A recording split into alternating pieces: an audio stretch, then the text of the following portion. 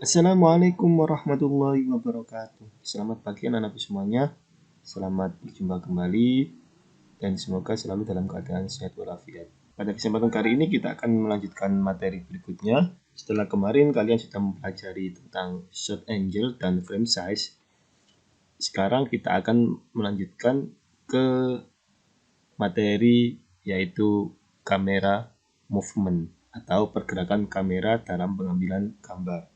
Jadi selain kalian harus mengenal tentang shot angle dan frame size, seorang kameramen itu harus paham juga tentang pergerakan atau perpindahan kamera. Karena setiap pergerakan ini nantinya akan mempunyai kesan sendiri dalam sebuah adegan. Seperti ketika kalian ingin menciptakan suasana dinamis atau dramatis, sehingga penonton akan mampu mengubah pandangannya terhadap suatu objek yang kalian ciptakan di dalam sebuah film atau sebuah video. Oke, langsung saja kita jelaskan dan kalian bisa melihat cuplikan video ini, karena ini nanti saya ambilkan dari salah satu seorang profesional kamera yang ada di Indonesia, yang kapan hari juga sudah ikut syuting di filmnya Bayu Sekak, yaitu film Yowis Band. Ya, silakan diperhatikan videonya dan bila perlu kalian bisa mencatatnya. Untuk beberapa yang tidak ada di video atau yang hanya ada di LKS, tinggal kalian pelajari lagi atau bisa kalian cari contohnya seperti apa. Oke, langsung saja kalian lihat video berikut ini.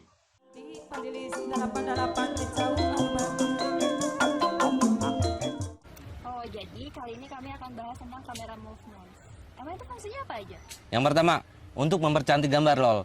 Jadi kalau misalnya kita lagi ngambil interview atau dokumentari, atau gua kan sering ini ya traveling ya. Seringnya kapan ya? Jadi biar ada production value, nanti tambahin yang smooth gitu kamera movementnya, modelnya lagi jalan ya gitu. Nah, production value. Yang kedua apa lagi? Yang kedua adalah untuk kebutuhan storytelling. Jadi biar sutradara itu bisa lebih menyampaikan pesan.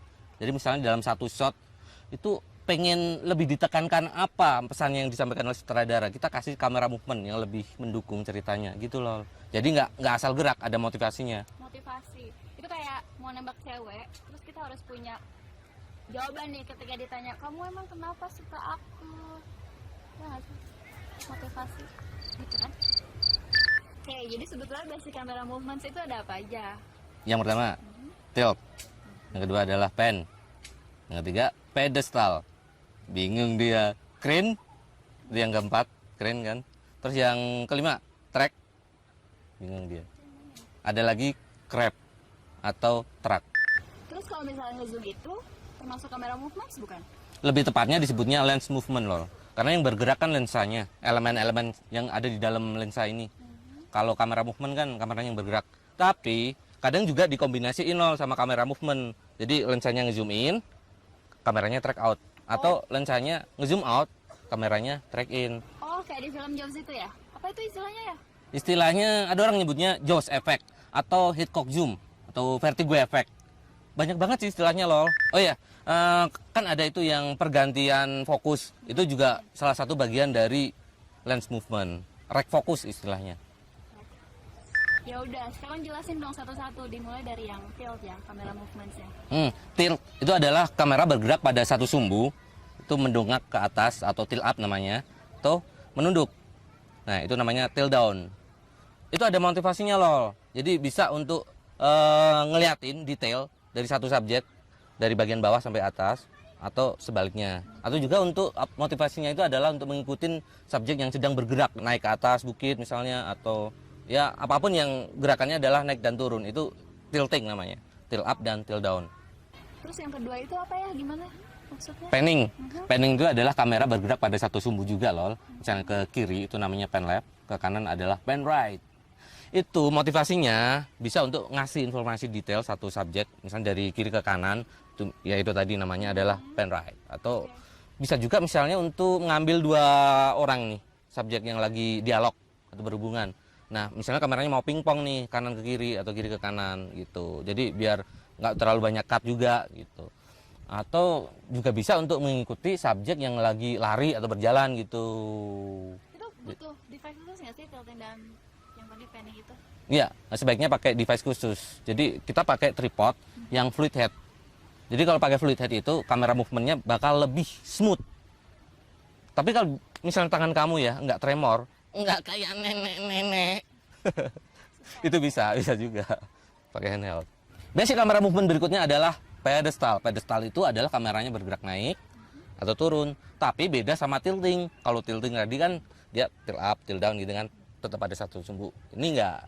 Itu motivasinya itu sama aja.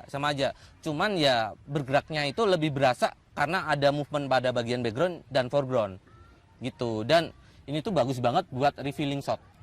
Itu butuh device khusus nggak sih? Kalau kamu pernah ke studio TV ya Lol ya, kan ada tuh batang, tapi bukan tripod tapi batang yang buat nahan kamera. Biasa aja kalau gua nggak mau batang kali. Jadi itu namanya adalah pedestal gitu. Biasanya ada di studio TV, itu buat gerakan naik turun gitu, hidrolik biasanya. Kalau misalnya yang kayak di konser-konser gitu apa namanya, yang kiri kanan, yang swing gitu loh, canggih banget Yang itu. bisa ke atas itu kan, Iya. itu adalah crane, namanya crane kamera movementnya. Jadi kalau device-nya namanya Jimmy Jeep. Ada juga yang namanya crane juga gitu. Itu kayak belalai itu buat. Iya, belalai panjang. Kalau di dalam filmmaking itu ada motivasinya kenapa memakai itu.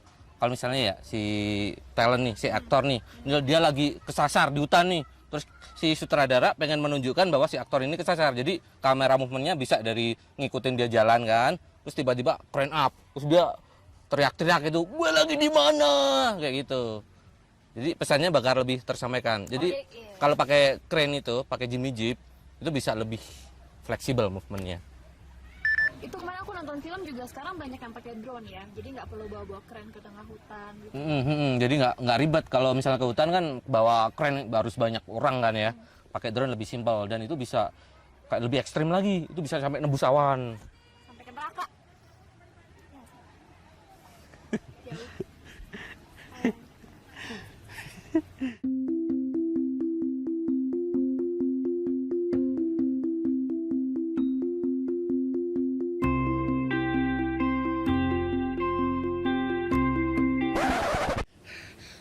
Lol, tungguin Lol. Tunggu.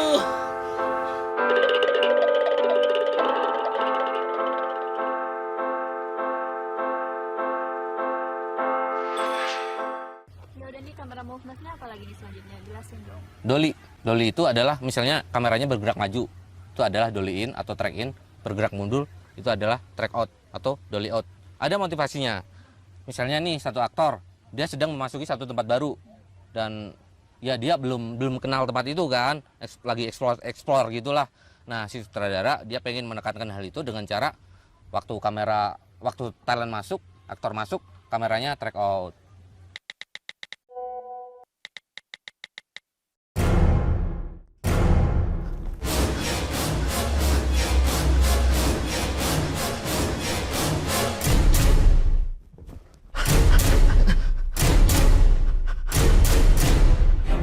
Buruan kelarin editan video aku.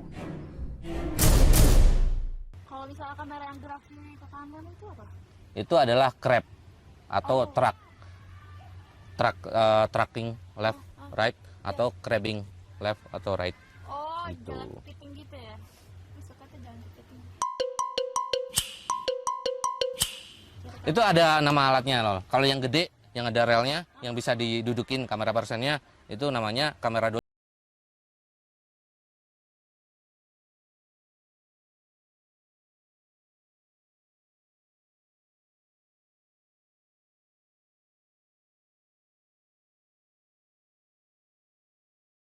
Yang bisa dibawa-bawa, yang pendek, Bisa. pendek.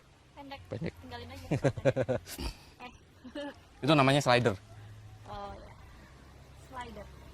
Kalau misalnya nggak punya kamera dolly, bisa pakai kursi roda atau troli gitu nggak sih? Nah, kamera dolly kan mahal ya. Jadi kita bisa pakai troli yang buat ngangkut barang atau troli buat belanja itu ya.